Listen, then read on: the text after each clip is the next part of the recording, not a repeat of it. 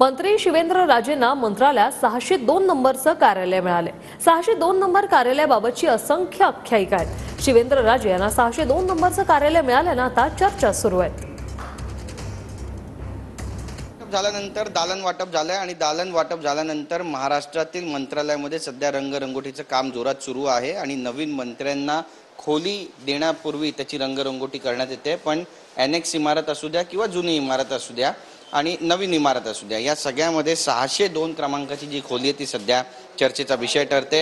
Annex इमारतीमध्ये शिवेंद्रराजे भोसलेंना मिळालेली मंत्रालयातील ही 602 क्रमांकाची जी खोली आहे ती सध्या चर्चेचा विषय ठरते। आपण पाहतोय की हीच खोली जी शिवेंद्रराजे भोसले यांना देण्यात आलेली आहे आणि मंत्रालयातील या खोलीबद्दल वेगवेगळ्या गोष्टी बोलल्या जात आहेत। राज्य सचिवालयातील सर्वात प्रशस्त दालनांपैकी एक असलेली खोली घ्यायला मंत्री मागे पुढे पाहतात।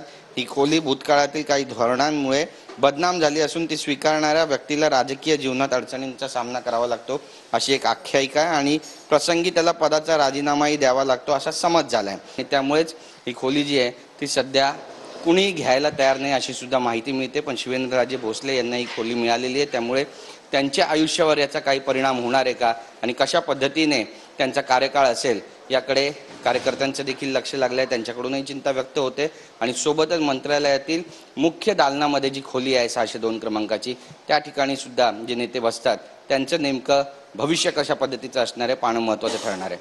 कॅमेरा पर्सन योगेश गुरवसह गिरीश गायकवाड, TV9 मराठी, मुंबई।